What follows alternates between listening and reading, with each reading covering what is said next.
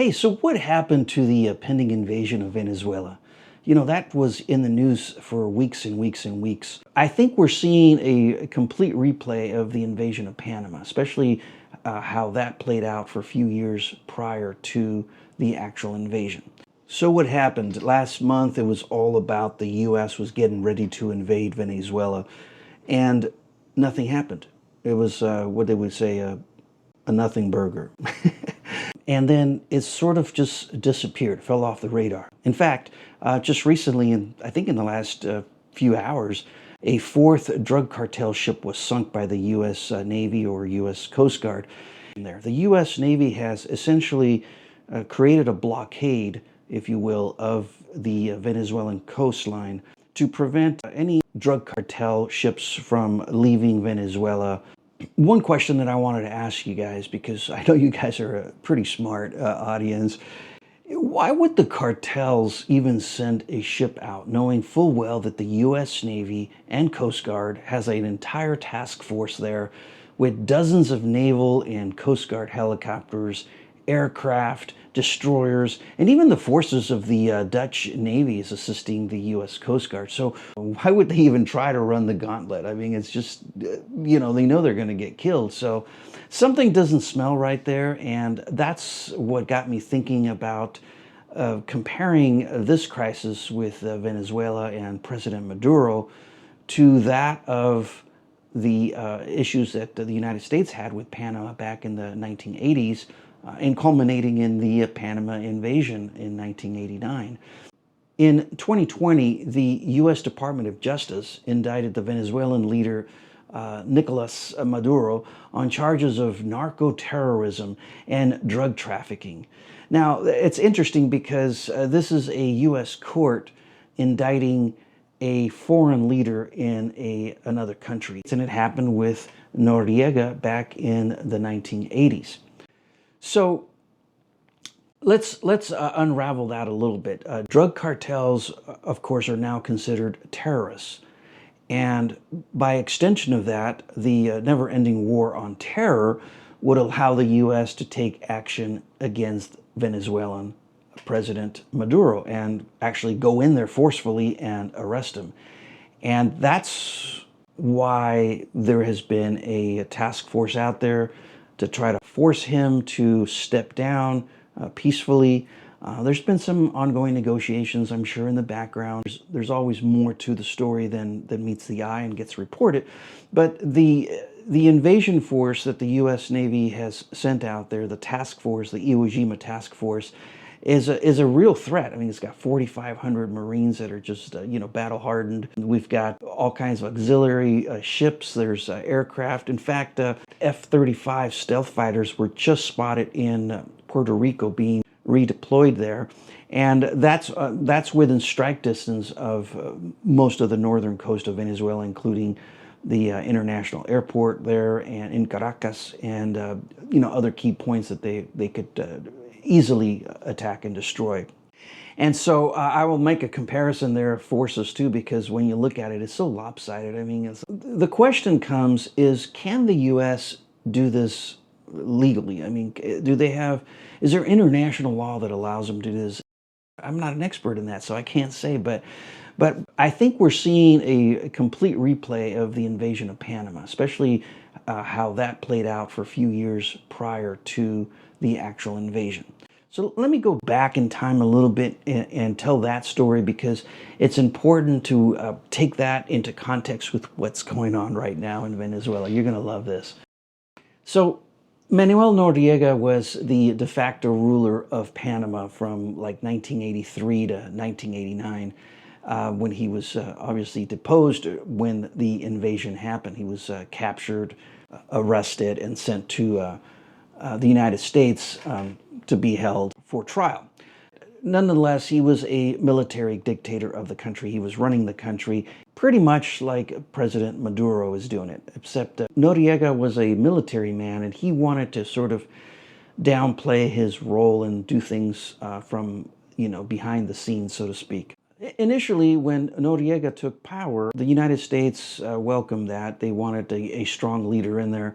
He actually helped the United States in the early 80s during the Iran-Contra affairs with Nicaragua and all the arms and weapons running that was going on with the CIA and all that, huge mess. He was a useful asset to the United States in the early 1980s. And I think what happened is, or at least allegedly what happened, is that he took advantage of this great relationship with the United States to start doing some sort of side hustles.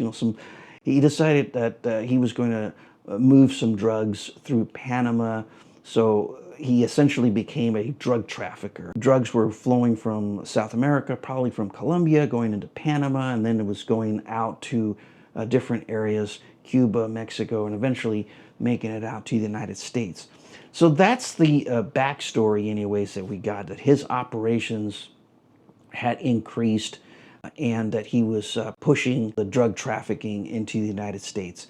And so around 1984, it appeared that he was going to reduce the scale of his operations. And he even ordered a raid against a cocaine factory in Panama that was targeted by the U.S. In their fight against drugs. And so this kind of made him look like he was really on the side of the U.S. and not a drug trafficker. However, there were some officials and other people that were murdered or assassinated in Panama and elsewhere that were connected with Panama, even though he was providing some amount of help to the U.S. intelligence services and military for the whole Iran-Contra thing. The U.S. response was to reduce economic assistance, and they were trying to pressure Panama to reform their banking systems, to help crack down on drug trafficking, and also to investigate some of these murders that had taken place. But instead, nothing was really being done. So all this culminated in 1988. Noriega was indicted by a U.S. federal grand jury in the courts in Miami and in Tampa on charges of drug trafficking. So now, picture this. This is an international leader. He's in a sovereign country, and he's being indicted here in the United States. He's just been labeled a drug trafficker to be brought to trial. Now, what leader of another country is going to willingly come to the United States to be tried, for drug trafficking? It's completely insane. But that's what happened in 1988. That culminated in the 1989 invasion of Panama by the United States. But why I'm telling you this story is that this did not happen overnight. It wasn't some sort of lightning invasion of the country. It was something that was planned for years. So let's get back to Venezuela, because that's what you're here for, not a history lesson on Panama, right? So let's get back to Venezuela now. So we know that the Iwo Jima task force is there with 4,500 Marines, dozens of helicopters. I'm sure there's submarines out there. There's destroyers. I believe there was a missile cruiser also in the task force. So that's huge. The Dutch have also provided some additional naval assets in the area. It's not a huge leap to also think that there's air assets being moved from the United States over into some of these smaller islands.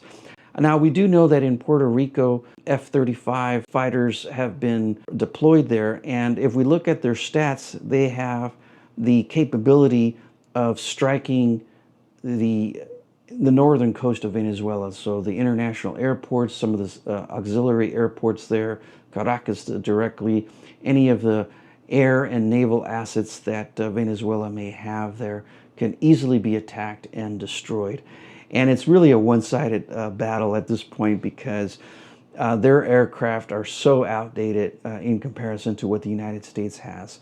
I'll make a comparison here in a moment, but let me know what you think. Do you really think that this is a fair fight? I mean, what is Venezuela thinking? Why don't they just, pressure the president to step down, take your millions, go to Spain, retire, do whatever you got to do. But I mean, this is putting the entire population of Venezuela in danger, and there's really no need to have this invasion even take place. So yeah, let me know what you think, and let's take a look at some of this side-by-side comparison. All right, so let's take a closer look at the naval assets of Venezuela and see how they stack up to the United States. Currently, they have one frigate. It's called the F-22 Almirante Brion, and it was built in Italy, and it's actually quite an old ship. It was commissioned way back in 1977, completely outclassed in every way by modern naval ships that the United States has. For the most part, these are all older systems, so not much there to oppose the U.S. naval blockade that's happening there. The ship is able to carry one helicopter, and it's mostly an anti-submarine warfare type of helicopter. This, again, is completely useless against the U.S. Navy. It would be folly for them to even send this ship out against the U.S. Navy. The next, they have basically 8 patrol craft. Now, these are sort of newer craft. They have 2 different types. All of these were built in Spain. The larger crafts are almost the size of a frigate. They're about 2,419 tons. There's 4 of those, and then there's 4 additional smaller 1,453-ton patrol craft. Now, they are newer and they're pretty decent in terms of patrol craft, but again, when you look at the weaponry systems that they have on board, there's just no match for the U.S. Navy. Now, let's go to something else that doesn't get talked a lot. The Iwo Jima Task Force is most likely also supported by 1 or 2 or more submarines, and these are going to be nuclear submarines, which are harder to detect. They're modern submarines. So what does the Venezuelan Navy has? Well, they actually have 2 old submarines. They're called the Type 209.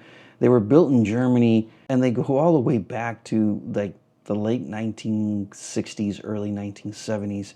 These are old, noisy, diesel-powered submarines.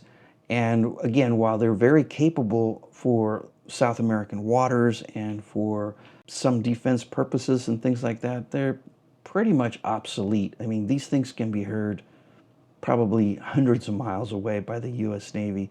So what else do they have? They have 6 gunboats, 14 small patrol boats. Venezuela currently has basically 24 multi-role attack aircraft. And surprisingly, 3 of these are F-16s, but they're the F-16 Model A. I don't know what kind of upgrades they've had over the years, whether these 3 aircraft got any avionics or weapons or radar system upgrades. We just don't know. So let's just assume that the F-16 Model A's that they have are pretty much outdated by today's standards. The other 21 aircraft that they have are the Russian-made Sukhoi Su-30 multi-role fighter attack aircraft. Now, these could pose some risk to U.S. naval assets, but there's a problem here. These are the Mark II Sukhoi Su-30s, and they're also older generation aircraft. They're great for air-to-air combat in a dogfight situation. They would probably be pretty formidable, but in terms of how the U.S. military and particularly the U.S. Air Force and the U.S. naval air assets work, these aircraft are not going to get anywhere near the United States ships, or maybe not even airborne at that point. They lack the radar systems that these modern U.S. aircraft have, which allow them to have a beyond visual range missiles. And so they can lock on to the enemy aircraft, they can shoot them down. These Su-30 Mark IIs would not even know what hit them. And that's assuming that they even got airborne, because let's be honest, the United States holds the cards right here. And if they were to send a carrier group out there, it would be a pretty good indication that they're getting ready to do a first strike against Venezuela. So it doesn't matter that these Russian-made aircraft are somewhat modern. It doesn't matter that they have missiles. It doesn't matter that they have anti-ship missiles, because if they can't get airborne, or if they're shot down beyond the horizon, there's no way that they're going to ever get close to the United States naval forces. The U.S. is probably looking at intel on a second-by-second basis. We have satellites, we have modern radar systems. As soon as the Venezuelan military tries to make a move, as soon as they try to get close to a naval ship, in the Caribbean, they're going to get shot down. If any of these aircraft get close, shoot them down. Simple as that. And that would really trigger a huge response from the United States. Lastly, I just want to talk about land forces, because that's where Venezuela might have a slight advantage right now. I mean, they have a pretty decent sized military. Last week, they just completed a military exercise called Sovereign Caribbean 200, or Caribe Soberano 200. It was a large-scale 3-day military exercise. It was launched by Venezuela. They had 2,500 soldiers. I think they deployed half a dozen or a dozen ships and some of the Russian-made Sukhoi aircraft. So yeah, an impressive show of force. It was an impressive type of military maneuver, but in the overall context, this is really nothing. This is just saber rattling on their part, and we shall see. Let me know what you think. Talk to you soon.